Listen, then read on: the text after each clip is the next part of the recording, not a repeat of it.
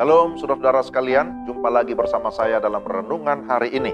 Sebelum kita mendengarkan firman, mari kita berdoa. Tuhan, kami mau membaca dan merenungkan firman-Mu. Kami memohon hikmat dan pencerahan dari Roh Kudus, sehingga kami dapat memahami firman-Mu dengan baik. Dalam nama Tuhan Yesus kami berdoa. Amin.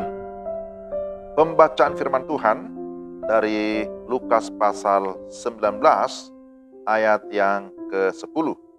Sebab anak manusia datang untuk mencari dan menyelamatkan yang hilang. Sebab anak manusia datang untuk mencari dan menyelamatkan yang hilang. Tema renungan kita, Tuhan mencari yang hilang. Nah, saudara-saudara, jelas bahwa di dalam ayat yang ke-10, Tuhan Yesus berkata, anak manusia datang untuk mencari dan menyelamatkan yang hilang. Tentu dalam konteks bacaan kita, yang dimaksud dengan yang hilang adalah manusia berdosa. Mengapa manusia disebut hilang? Dan apa yang hilang? Manusia disebut hilang karena dosa. Dosalah yang memutus rantai relasi manusia dengan Allah Sang Pencipta. Dan oleh karena dosa, manusia sudah kehilangan jati diri, kehilangan hubungan dengan Tuhan, kehilangan kepastian keselamatan. Dan saudara-saudara, dosa adalah fakta yang menghancurkan, yang membuat manusia tidak berdaya, yang membuat manusia tidak memiliki kepastian apapun, kecuali satu, pasti binasa.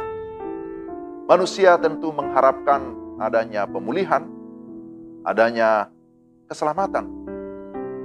Dan memang itulah yang dicari oleh manusia berdosa. Kepastian keselamatan supaya memiliki kepastian surga. Kenapa yang dilakukan manusia? Manusia berusaha untuk melakukan berbagai perbuatan yang baik.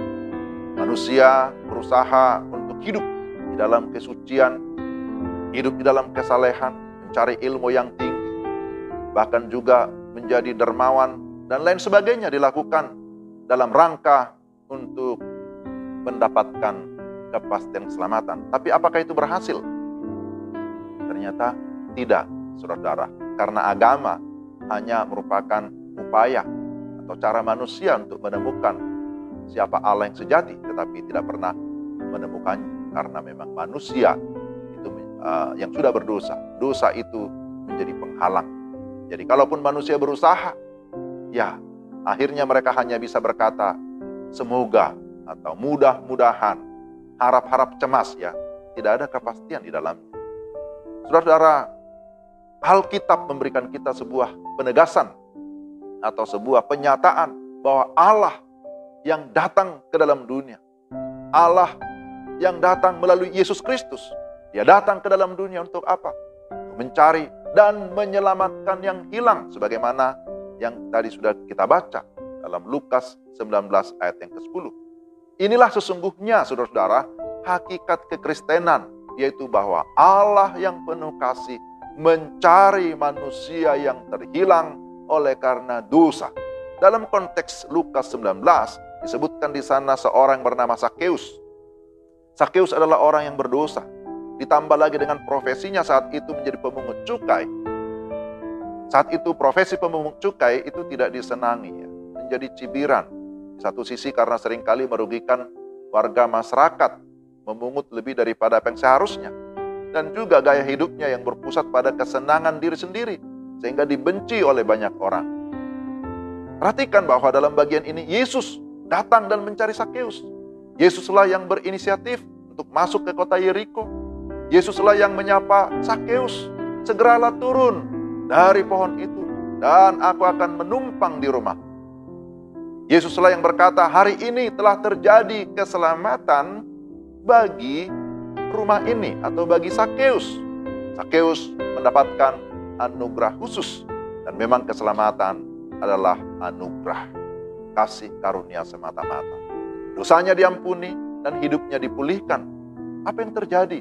Setelah dia bertobat, dia mengalami sukacita yang besar dan dia berkomitmen untuk berubah total dan mau menjadi berkat bagi orang lain. Dia pun mau mengembalikan segala sesuatu yang merupakan tipuan sebelumnya. Saudara-saudara yang terkasih dalam Tuhan Yesus Kristus, setiap orang yang sudah mengalami pemulihan. Dan saya harap kita pastikan saudara dan saya sudah mengalami pemulihan di dalam Yesus. Amin. Hendaklah kehidupan kita tetap di dalam kerendahan hati dan mau menjadi berkat bagi sesama, bagi orang lain. Orang yang sudah diubahkan, maka dia dapat menerima segala perbedaan dan dapat memahami bahwa tidak ada sesuatu yang dapat disombongkan di dalam hidup ini. Saudara yang terselam Tuhan, ada sebuah cerita tentang seorang profesor ya, dalam perjalanan satu desa, dia harus menyeberang sungai. Dalam perjalanan dia tanya-tanya itu tukang perahu, tukang sampan. Kamu tahu enggak sosiologi, kamu tahu antropologi, kamu tahu ada lagi berbagai ilmu. Tukang sampan berkata, ya aku tidak tahu apa-apa. Aku tidak pernah masuk sekolah tinggi, tidak pernah masuk universitas. Wah, sayang sekali kamu sudah menyia-nyiakan hidupmu. Lalu dia tanya balik, kamu ngerti enggak Pak Profesor apa itu berenang logi? Kamu bisa berenang enggak? Lalu profesor berkata, oh saya tidak bisa. Sebentar lagi kamu akan kehilangan seluruh hidupmu karena kita akan tenggelam. Nah ini saudara menjadi sebuah ilustrasi. Janganlah kita menyombongkan apa yang ada pada kita karena tidak ada gunanya. Lebih baik kita merendahkan diri. Nah saudara, berdasarkan firman Tuhan ini kita diajar supaya kita memiliki hati seperti Yesus yang memiliki belas kasihan melihat mereka yang masih di dalam dosa, mereka terhilang, mereka akan binasa. Dan siapakah yang akan menolong mereka? Saudara dan saya yang sudah diselamatkan. Mari kita menjadi alat keselamatan dengan menjadi pemberita Injil. Karena hanya Injil di dalam Yesus Kristus yang sanggup memberikan mereka kelepasan, yang membawa mereka kepada kepastian keselamatan melalui respon mereka tentu akan firman Tuhan. Maka mari kita berkomitmen untuk mengasihi sesama kita. Seperti Yesus mencari yang hilang, mari kita juga memiliki hati seperti Yesus. Kita merindukan supaya ada orang-orang lain diselamatkan yang datang kepada Yesus Kristus. Amin. Mari kita berdoa. Tuhan, pakailah kami menjadi alat. Kami bersyukur Engkau sudah menganugerahkan keselamatan. Dan saatnya kami menjadi alat keselamatan dengan cara kami mengasihi orang lain. Dan cara kami menjadi pemberita kebenaran firman. Beritakan Injil supaya melalui kehidupan kami ada orang lain yang bertobat, yang datang kepada Yesus Kristus dan memiliki kepastian keselamatan. Kiranya Allah Roh Kudus bekerja melalui setiap pemberitaan Injil yang dilakukan dimanapun. Dalam nama Tuhan Yesus kami berdoa dan bersyukur. Amin. Demikian saudara renungan kita. Tuhan memberkati. Shalom.